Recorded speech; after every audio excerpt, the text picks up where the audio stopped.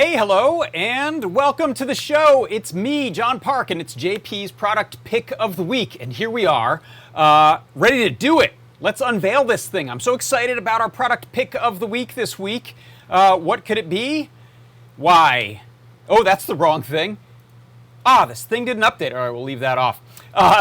That's a lie. It is not the thing from last week or the week before. No, this week's product pick is this lovely thing right here.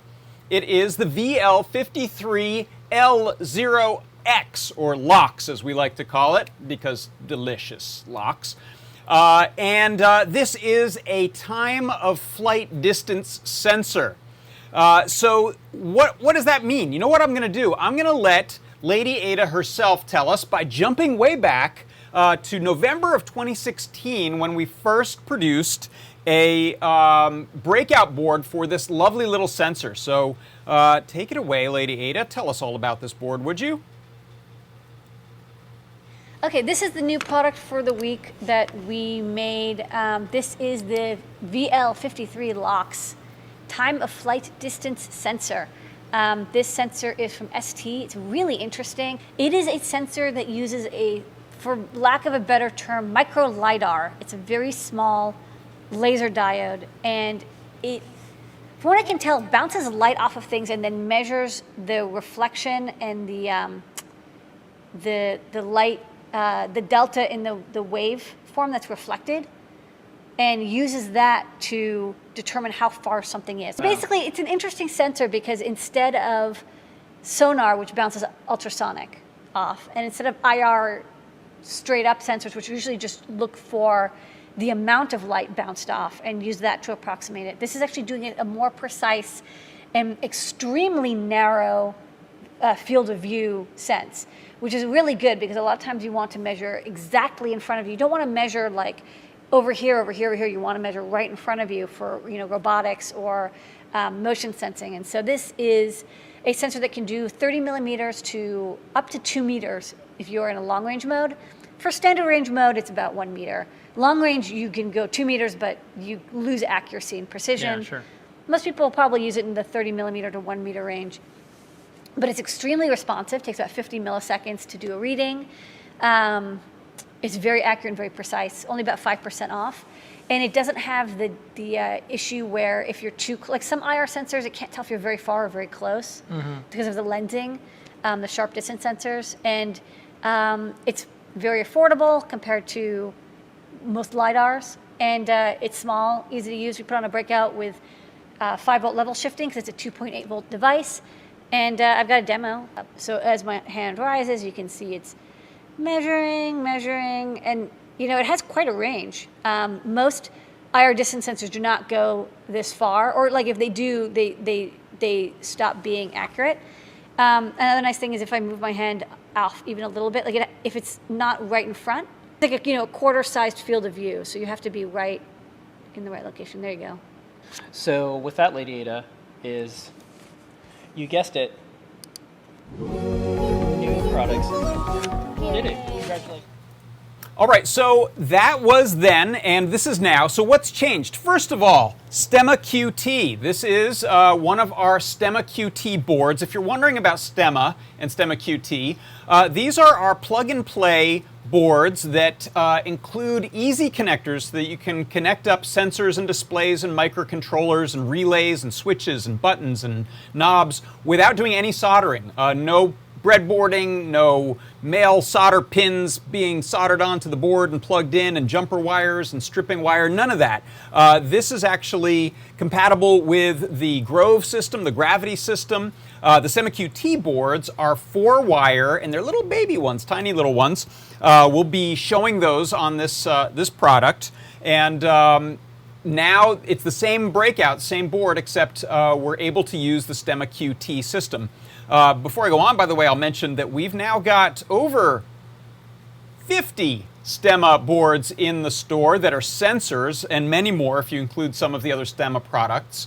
And we're just kind of Stemma crazy right now. So I encourage you to go check out the line, but let's head on over now and get our brand new time of flight distance sensor with Stemma QT on it from the Cabinet of Mysteries.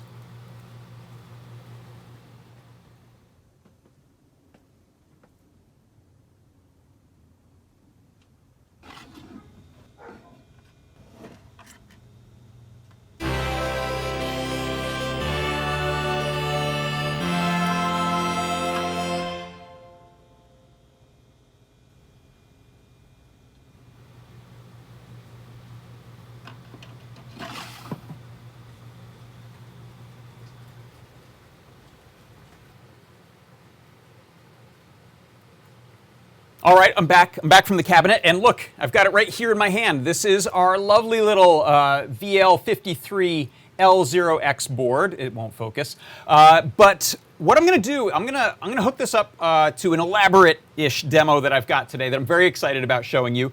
But before I do that, I'll mention a couple of other facts. I'll reiterate some facts that Lady Ada made about this board. First of all, we actually have two products that are very similar with different ranges. So there are different products that we have, different sensors that allow you to do distance sensing.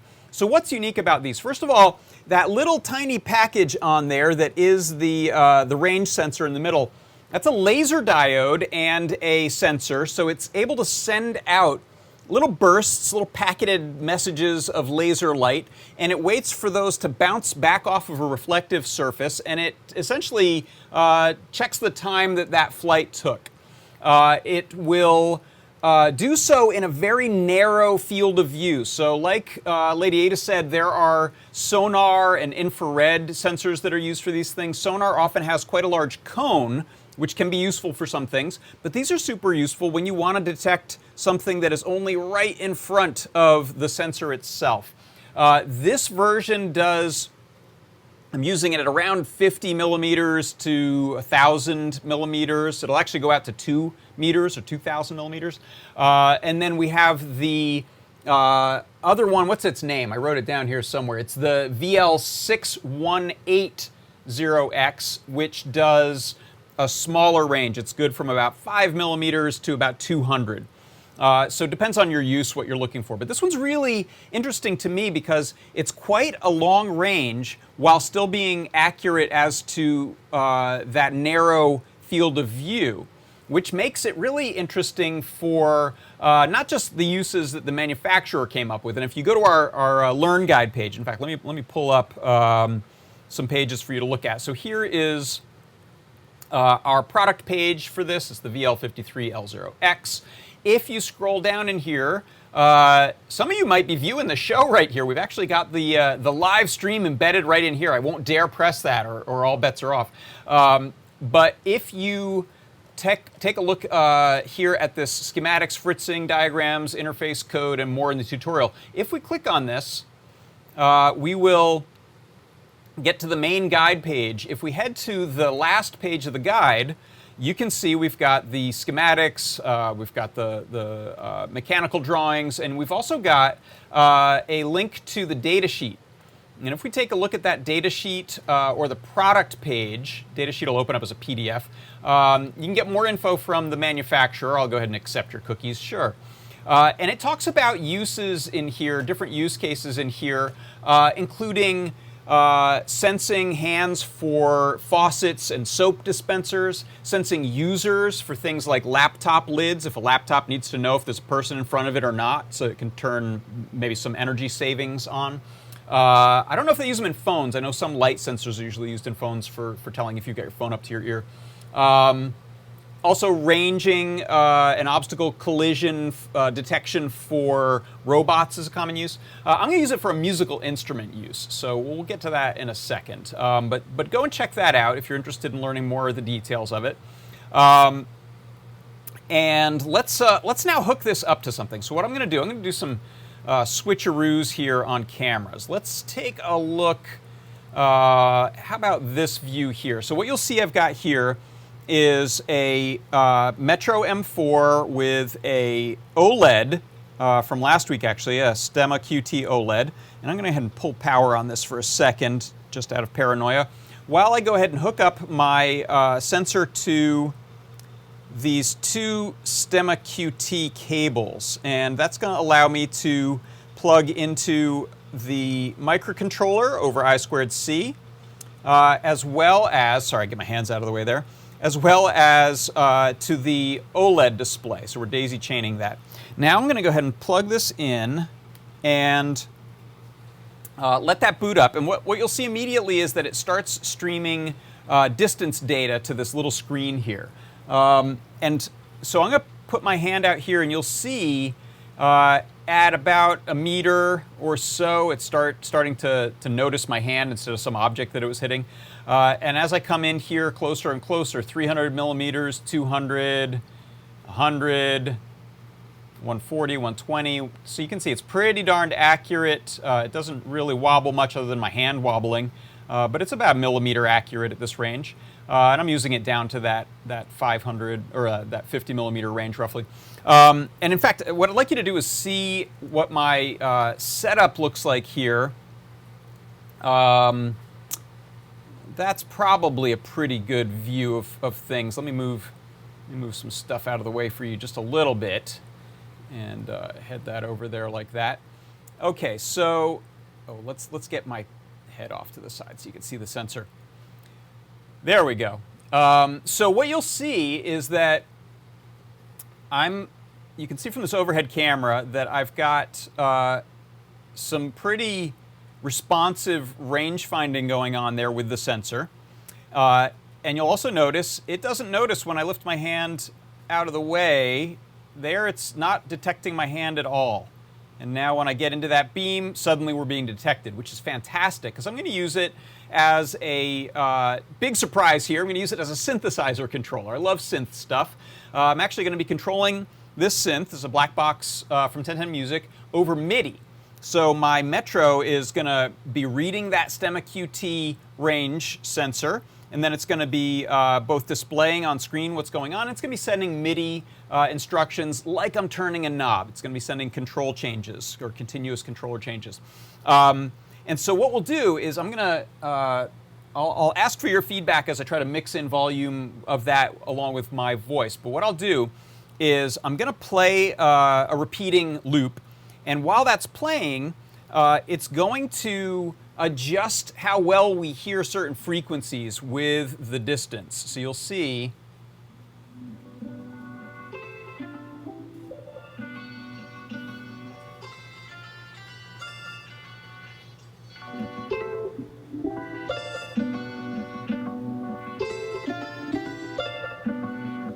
And I'm actually going to check in on the Discord to see if people can hear that.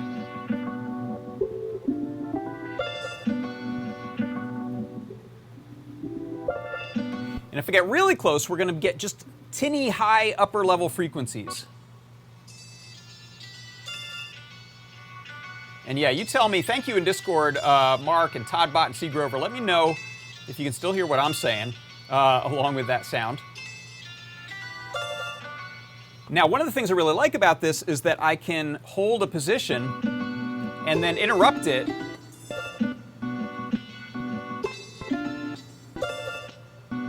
Or pull that second stop away. This is a lot easier than certain knobs and faders are, actually. So what I'll do here is I'll bring in some other backing tracks here. You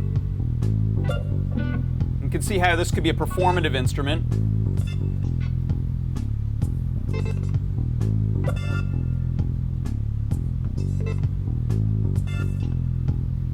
Now, that's one trick that we can do with this, which is adjusting that frequency tuning. And one other I wanted to show, I know I can get carried away with these because they're so much fun to play with, but one other I wanted to show you is if I play a audio sample. This is a voice. It's actually the voice of my old Amazon wand, the Alexa wand. It died, and it said something sad that you'll hear here in a second. But what I'm going to do is I'm going to essentially adjust the playback speed of a granular synthesis of this sound. So if I hit play on this, we're not going to hear anything until I allow it to start, and I'm going to allow it to start kind of slowly. I'm having trouble understanding right now. And one of the things that's really cool with this is that I can interrupt that beam and it'll stop that forward progress, and we can sort of revel in one of the sounds being looped, little granules of sounds being looped over and over again. So let me play that again.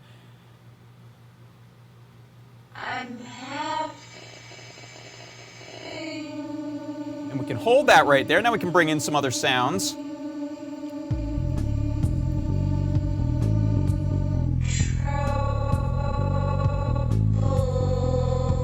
Which is kind of an interesting way to play around with samples and sounds, a little different than your typical playback or off of a vinyl on a turntable. It's kind of a performative granular synth. understanding right now. All right, so I can go ahead and cut that out now. So that's what I wanted to show as far as how we can use that brake beam sensor along with a microcontroller. We got our little OLED display there that's showing me the CC values that I'm sending. And it's a really fun sensor to play with. I'm sure you can find a lot of uses, a lot of practical uses. I went for kind of a fun one. You can imagine adjusting lighting with it. You can imagine adjusting other playback of home automation events in your house if you want something to know that you're within a certain distance of an object before something happens. This is a great sensor for that. So let me see. Before I go, let's bring up, there it is right there. That's the VL53L0X distance sensor in the lovely Stemma QT form factor that makes it easy to plug and play. And what I would do is encourage you to head over to this link here that we showed before, and